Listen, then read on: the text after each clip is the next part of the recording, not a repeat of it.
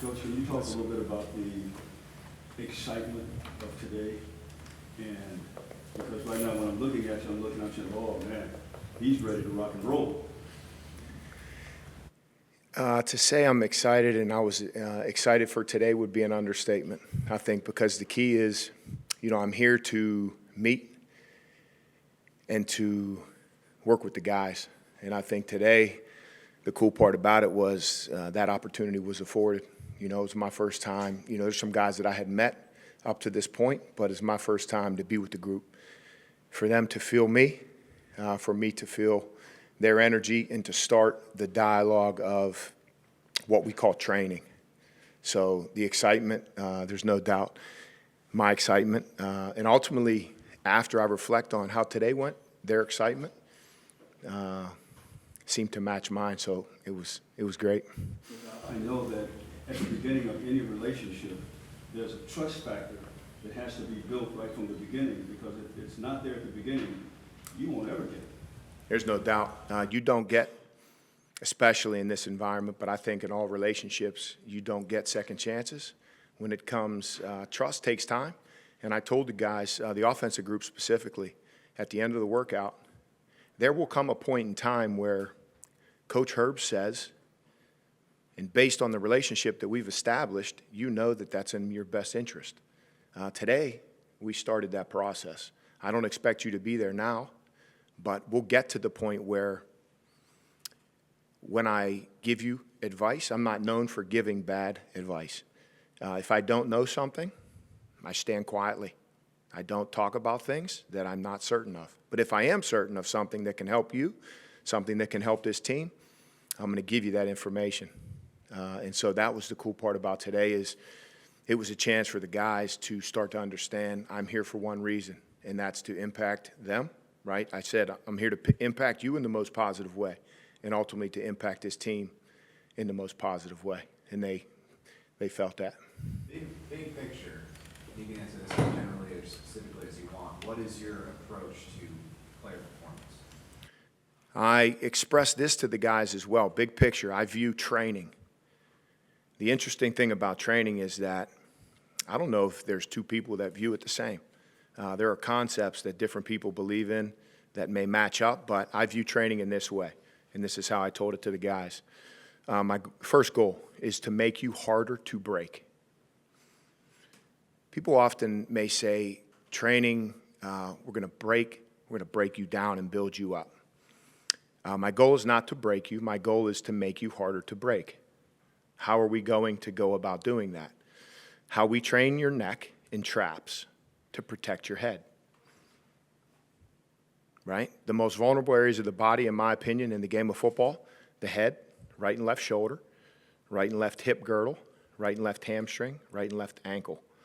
So through your training, you have to be proactive at training those areas of the body. So the neck work that I introduced today, the trap work, the 4-part cuff sequence to address the 4 rotator cuff muscles in their shoulder girdle, introduced them to some hip work, introduced them to some ankle work, right? These are things that are paramount. If you want to make a football player harder to break, your training has to be sound. In my opinion, it's all my opinion. Your training has to be sound in those areas. So that's goal number 1, make you harder to break. Goal number 2, and it has to do more with here than, like I say to the guys, here. Consistency. Your ability to show up every day and repeatedly do what you are capable of doing. Consistency is incredibly valuable. Attention to detail, right? There's a way we do things, there's a way we train, and there's a way we, like when we had 2.5-pound plates we used today. And when they put those plates back, the plates are stacked, and they're about 10 2.5-pound plates high. When they put them back a certain way.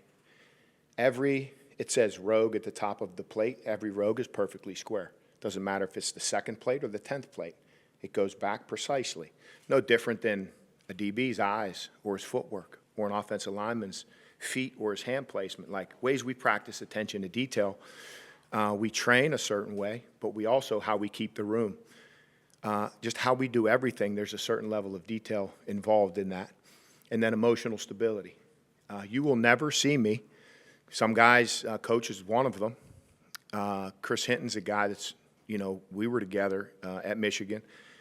These guys, they've been around me some guys a couple months. I don't change, meaning, Coach Herb got the juice today. He's feeling good. He's happy. He's excited. Well, then it rains, and I feel a certain type of way. Or I told the guys, I have a wife, 2 boys, 2 dogs. I have a car with 4 tires. If I get a flat tire, I'm not going to take it out on you. If something happens, I don't change emotionally. When I walk in the facility, who you know me to be is who I am every day. It's never changed. This is my 23rd year. People that knew me 1998 or 2002 would say, yeah, today I'm that same person. Emotional stability, incredibly important. And then bigger, faster, stronger. I want to improve range of motion in tissue and joint. I want to give you more pressing capability. I want to make you improve your acceleration, your top end speed. All of these things, we call them key performance indicators that have to do with flexibility, mobility, strength and power, agility and speed. And when you think of those 3 things, help make a guy harder to break, consistency, attention to detail, emotional stability, bigger, faster, stronger, more mobile and flexible, that's how you can describe our program. How did you mold that, like over the course of your career? How did you get to this point of having like these 3 prongs? You just went through all the specifics. Like, how did you mold it? I think over time, what we all have are experiences.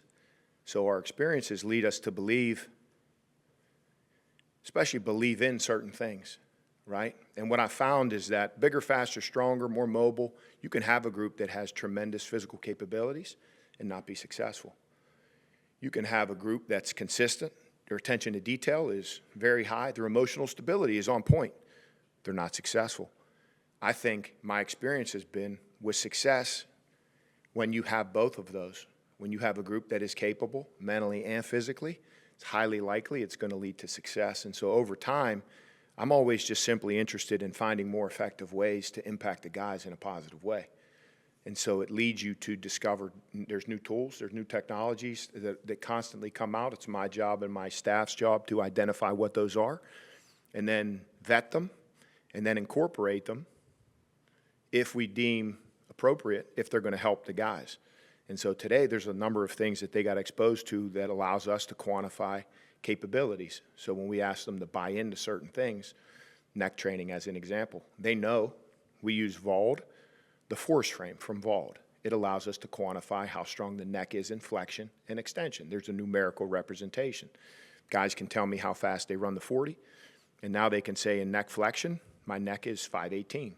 In extension, it's 385 or 711, right? But then when we no different than our cuff work, when you can quantify something, it draws a level of attention to that, which then will show up in their desire and willingness to want to train those areas at a high level. And in terms of the questionnaires that you have players fill out today, how long does it take you and your staff to go through it and then figure out a baseline and where players need to progress from there? So the cool part about the questionnaire, like I told the guys today, is I want to know what they know about their bodies and their capabilities. Because in training, there are often things, if you don't know, any of us, you can fall victim to pretty much anything. If you do know, you have a level of knowledge and awareness to decrease the likelihood of that happening, right? So as an example, when you look at that questionnaire, what do you feel is your ideal playing weight? And then most importantly, we don't, and I'm teaching them not to discuss, it's not about weight. I want them to understand, like the number on the scale is one thing, but I'm interested in lean mass. How much lean mass do you have? Do you know that number? You should. How much fat mass do you have? Lean mass up if needed. Fat mass down if needed. But don't step on the scale and feel any type of way. When the scale, it just gives you a number. Like if I drink this bottle of fluid, I'm going to be 1 pound heavier. To some, they may get anxiety because they're sad about that, or they feel bad, like, oh man, No, if you're hydrated, that's a very positive thing. If you strip your body of fluid, it's going to impact you in a very negative way. So don't let the scale, we're going to use the InBody and we're going to use the DEXA to guide us, but that questionnaire, what's your ideal weight? How much lean mass, how much fat mass do you know? The range of motion in your right ankle, your ankle mobility, right side. You may either know it's 16. So that falls into a A range. Or it's 4. That falls into a D range. What's ankle mobility? We have to teach them those things if they don't know. And that's no different. If I'm interested, pressing power, if I want to create space, or if I strike someone and I want to keep space between the two of us, right? It's going to have to do with my pressing power. So what's your pressing power right side? What's your pressing power left side? History tells me they're usually different unless they're not. But all of these things that we ask them, just to gauge, if you don't know, there's a box. If you don't know, just question mark. Or if you think it's elite, check the A+ box. Or if you think it may be average, check the C box. But I want to get a sense for what they know, what they think they know. And then if that matches up, great. And then we just start to fill in the areas. It's about making sure they understand what we do, why we do it, and most importantly, how their time and energy given to us is going to help them be better at doing their job. And so that helps us build that rapport and that foundation so that then we can build upon that knowledge that is either present or not. And it's not, I don't feel any type of way if they don't have the knowledge. It's our job to then to give it to them, to teach them, just so they have a greater understanding of their capabilities, where their capabilities are high, and most importantly, where their capabilities are low. You talked about attention to detail and putting the weights back. We know you went to Home Depot with Coach Harbaugh to get the shop back. What do you recall about that trip, and why was that important to you? The Home Depot story. So I told Coach, we were leaving the hotel, and I said, hey, we gotta stop at Home Depot. I got to get a shop vac. So, and he was like, okay, we'll go to Home Depot and get a shop vac. You know, there were some other things we needed to get. The room, when you walk into the room, any physical space, to me, if a space is representative of myself, it's going to be a certain way. It's going to be neat. It's going to be clean. It's just going to be a certain way. It's like a 5-star hotel. You walk into a 5-star hotel, it looks different, smells different, feels different, every detail. Like when you walk into our training facility, it's just how we, the pride that we take, and we get to occupy that space. It's not mine. I don't own it, but I'm in charge of it, and so it's going to reflect how I want it to reflect. And so I needed a shop vac. So, I mean, we went through every inch of that room and made sure it was just, I say the phrase dialed in, like we got to get it dialed in. We're going to get it tight. And then so I needed a shop vac in order to do that. And Coach, there we were, Home Depot, loading the cart. We got the shop vac. We got some magic erasers and some of the things we needed just to make sure that that room, you know, when you guys, if you walked into that room, you would look at it and go, yeah, it just presents a certain way. And I take pride in that. Was it an easy decision when Jim told you, hey, I want you to come with me to LA to join him and be here with the Chargers? Yeah, anytime you have a chance to build a relationship like I've had with Coach over the course of our time at Michigan, and then the situation I put in the work each day, but he ultimately put me in the situation, not only my daily working situation, but from a contract standpoint, he created those opportunities for me. You want to talk about a supporter, tremendous supporter. He put me in the situation that I was in. There's not many situations that were going to be better than that. When Coach decided to come here, the opportunity he presented, you know, once we had that conversation about what it was going to look like, what it was going to be like, to have a coach to work for someone and to work with someone like Coach, I pretty much, the conversation went like this. I looked at my wife. We talked through the details, which took probably 5 to 7 minutes. I called Coach back because the conversation I had with Coach took 30 seconds. We talked about the things that, were important to my family and I. He called me back and confirmed the situation that he was going to provide me with. And then my wife and I, we discussed it briefly, and I called him back, and that was that. But when you don't have to speculate how Coach conducts his business, the trust, the rapport that we've built, and the support that he has given me, and how he has empowered me and my staff to do what we have done together is significant. And so my desire to continue that, it was a no-brainer. You mentioned all the years you've been doing this. So what can you tell us that is different about Coach Harbaugh that's created this relationship between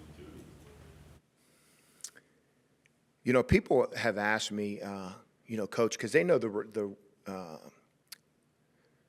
rapport that we have built and the relationship that we have established.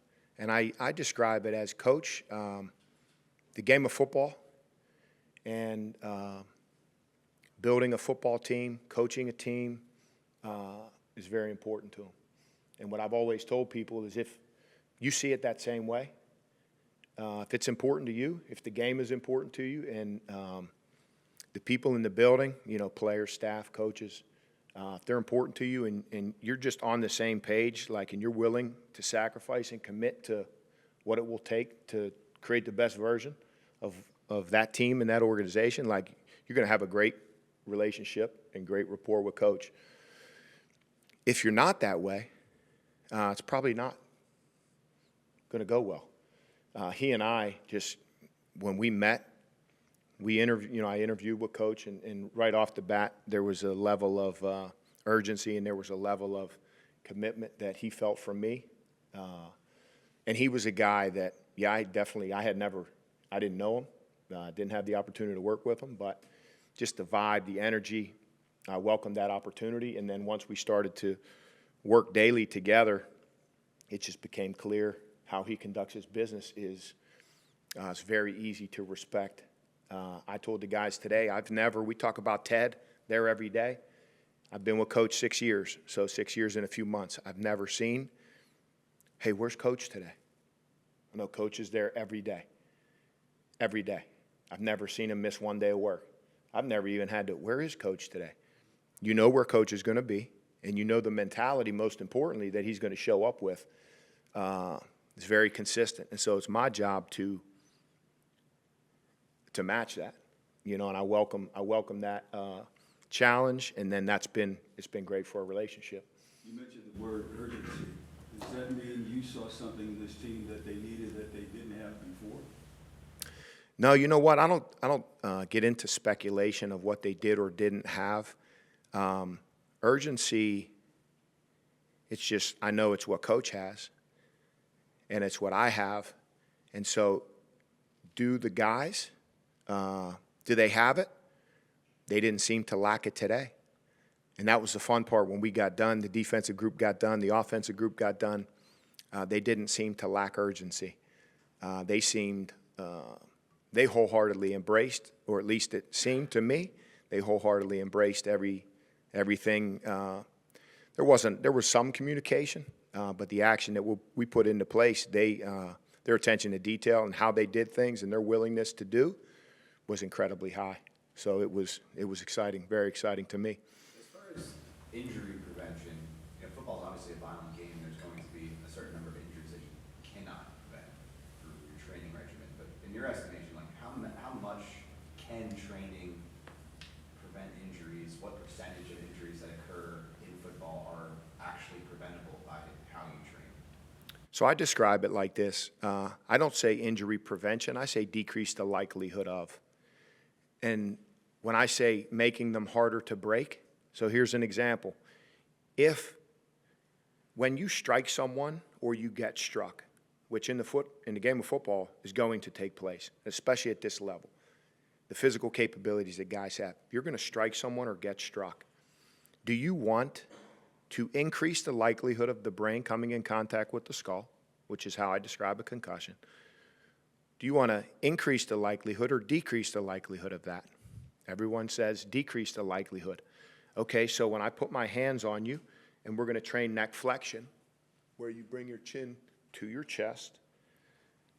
You should feel, we can quantify it, but you should feel a certain way. You should have certain capabilities. Your capabilities should not be poor, because I think if you have a weak, unstable neck, you're going to increase the likelihood of that happening, my opinion. So if you're proactive in your training to impact the neck and flexion and extension, it's going to show up. History tells me, and I'm data-driven, right? I love data. I love to make informed decisions. I don't want to speculate.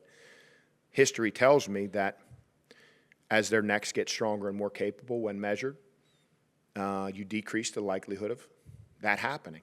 And so for us, you either are impacting availability in a positive way or you aren't.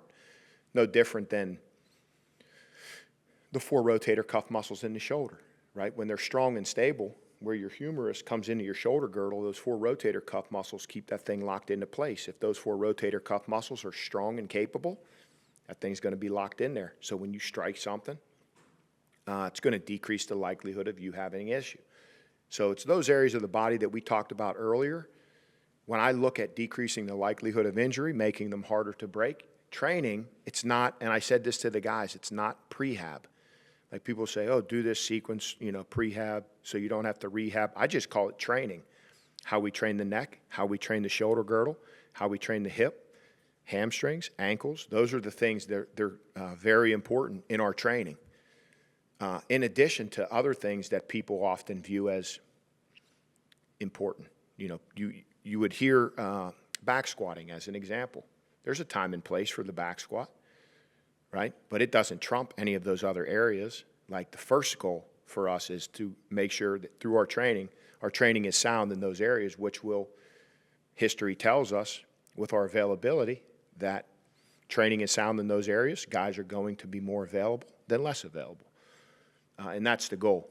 For me, to feel a guy and to make sure his neck is capable, I feel a lot better sending him out there to whether it's he runs down on kickoff or whether he's a quarterback or whatever the situation is. I feel a lot better about myself in the preparation we put in with the guys if his neck is strong, his traps are strong, his 4 rotator cuff muscles are strong and capable, his hips are strong and stable. That makes me sleep better at night and feel better if that's not the case. And we'll go through some of the data that we got today, and we'll look through and we'll identify areas where there are deficiencies, and then that's how we'll help with those guys. I'd always describe it as that's how we'll help make them harder to break. History also teaches us that trust is sometimes very difficult to acquire. What do you do? What's the thing that you do the most that you know will earn the trust of these players in your philosophy? So if I tell you something, we don't have a relationship. And I tell you something, and it happens, right? Then you go, oh, you give me $10.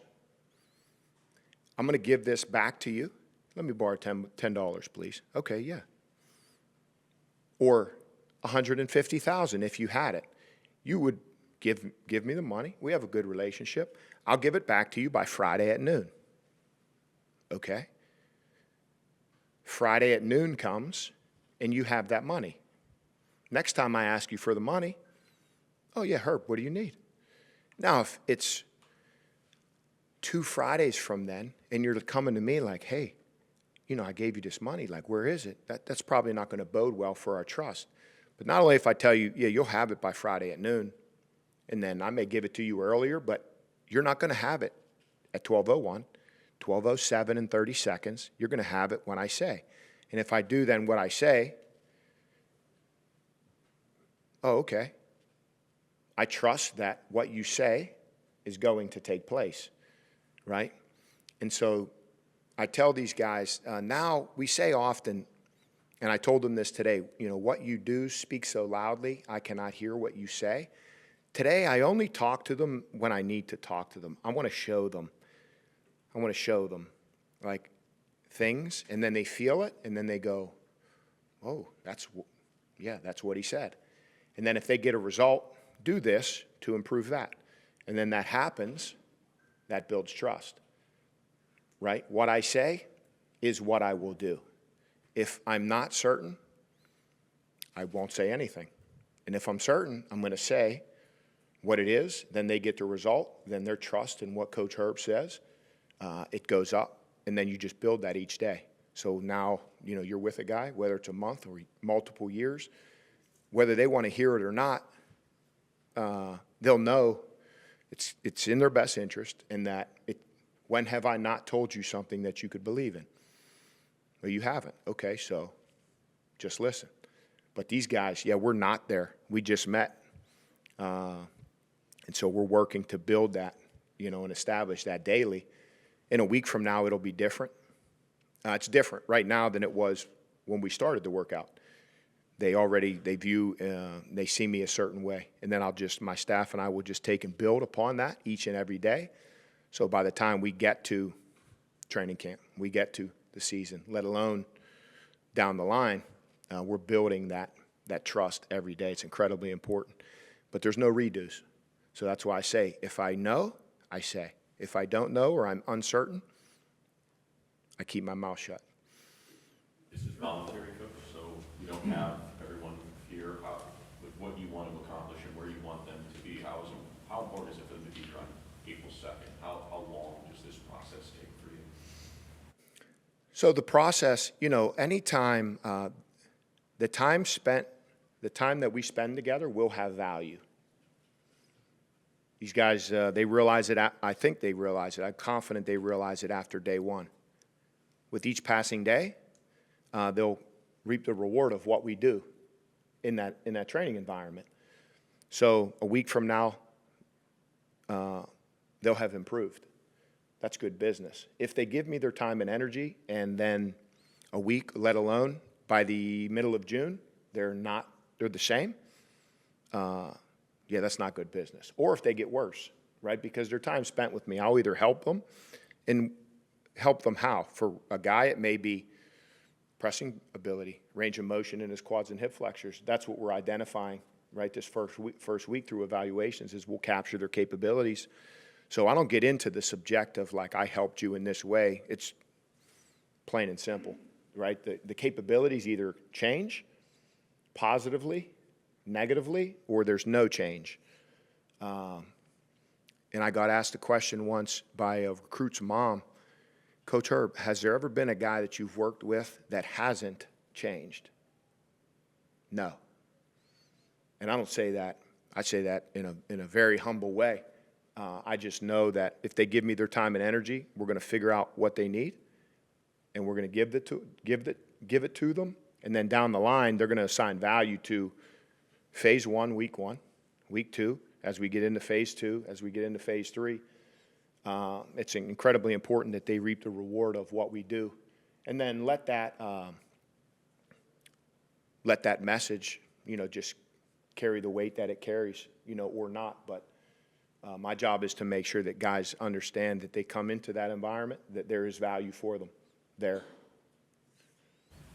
During the Rose Bowl, I think Jim or one of the assistants brought up only 2 season-ending injuries last year, one of them the Ohio State game. How much of that was that a point of pride for your strength and conditioning staff and shows how much your program works? Yeah, I think, we had a roster of 145 guys. Zach Zinner broke his leg in the Ohio State game. Rayshon Benny broke his ankle in the Alabama game. And the rest were available. Maybe it's luck. Maybe it's the things that we do impact availability in a positive way. I think the key is it's a combination of both, potentially. I'm not real into luck. I like to control the things that I can control, which is why we emphasize the things that we emphasize in training, because over time it has proven that our guys, especially, the guys that are playing the most football, are available to do that. And so every year, there's different scenarios that pop up, but the most recent circumstance, the Rose Bowl and obviously the national championship, high percentage of our best football players and the guys that we need to win those games were able to go out and compete for us.